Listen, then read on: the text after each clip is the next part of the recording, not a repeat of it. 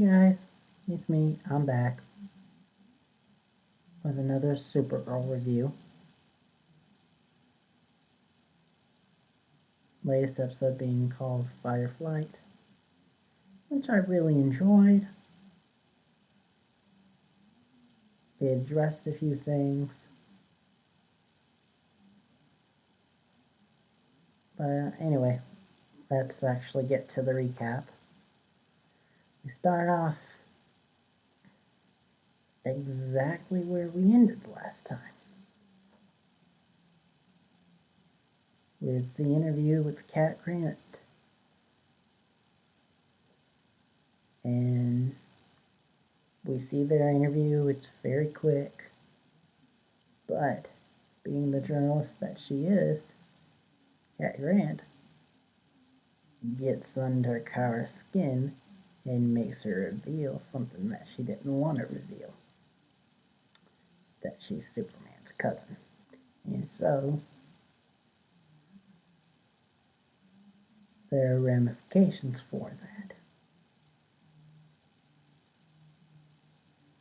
And then we see Kara at the DEO, where they find out about a car pileup. Kara's first. We see that there's no alien activity.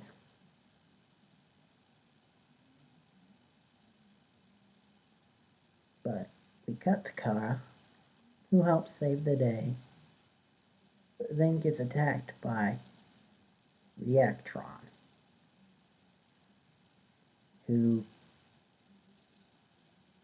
looks like he could be an Iron Man villain, honestly. But anyway, he attacks Kara because he's got a grudge against Clark. And so they fight with her barely surviving. Then we find out through Jimmy that they have fought multiple times. Superman has never been able to catch him. Oh, and we do have the discovery of the, should we call it? I'm just going to call it the Kara Cave, where they can do their superhero thing.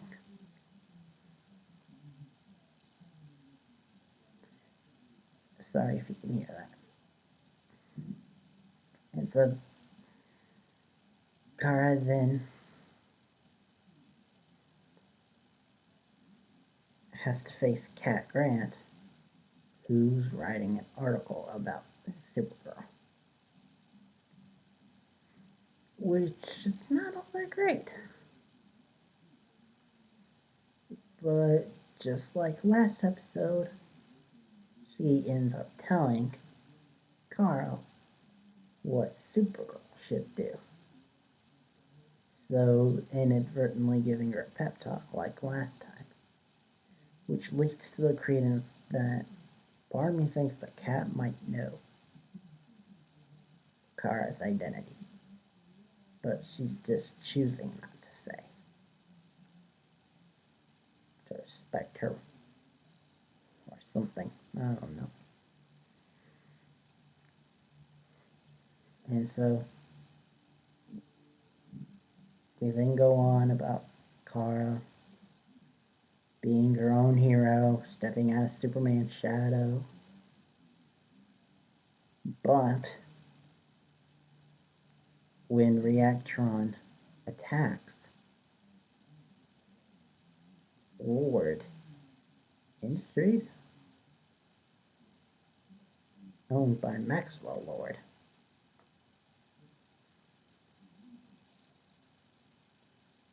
Lord ends up getting kidnapped. Kara goes after him, and she saves Maxwell. But then she ends up having to be saved by Superman, who we only see in shadow, but still we see him. Then we find out that Jimmy called him. Really cool because it was cool to see the little Jimmy Olsen watch thing from the comics. It's really cool to see that. And so he used that to call him. But when Kara finds out that Jimmy called her, she's upset with him because she wants to do this on her own. She doesn't want to be in his shadow. But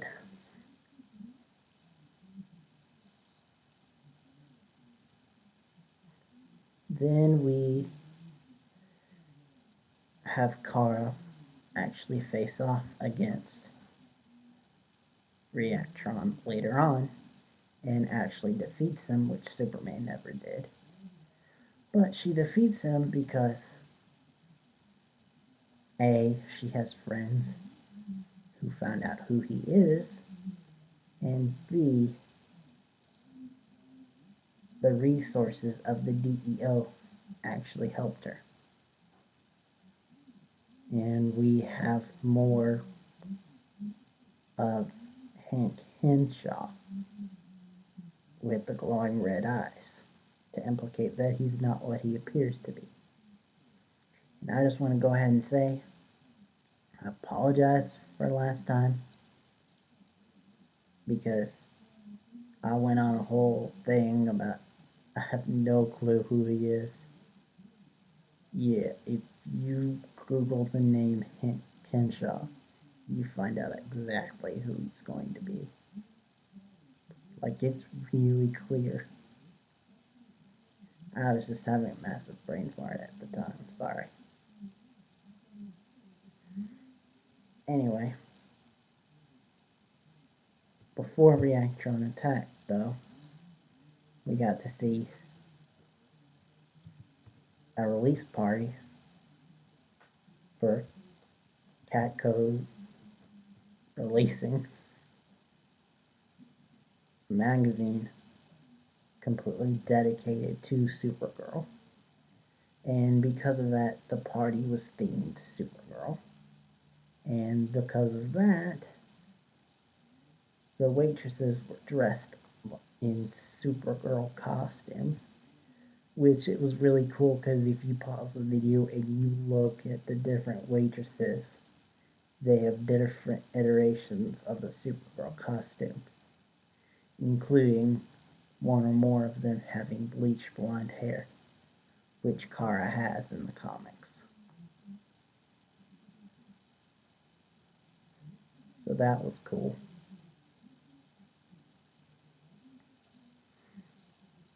And so that was basically this episode. I know it was a little disjointed, but that was it. Oh, we also got some more time with building the probably eventual romance between Kara and James.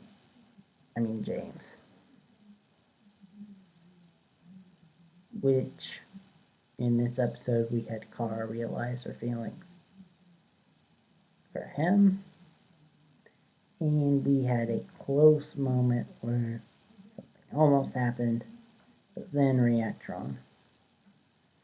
Then we had another moment at the end where it almost happened, but then Lucy Lane stepped in, who we know from news and casting and stuff. She's Jimmy's ex. She's come to National City to hopefully rekindle the relationship. Supergirl overhears that. So,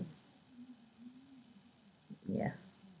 This show is really good at manipulating your feels. Because we also have the stuff with her friend Wynn, who obviously is in love with her, but she has no clue. Like, zero clue. And she doesn't really have any feelings towards him. Which I really hope that they address very soon, so he can move on to someone else. Because he's a cool character. I just don't want to see him hung up on Supergirl for the whole season.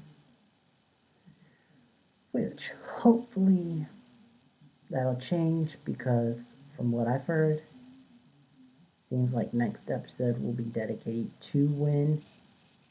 I mean, the villain is supposed to be his father, the Toy Man, after all. So, guess we'll see then.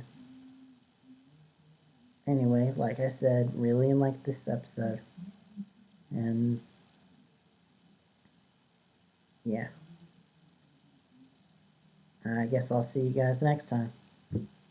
Alright, see ya.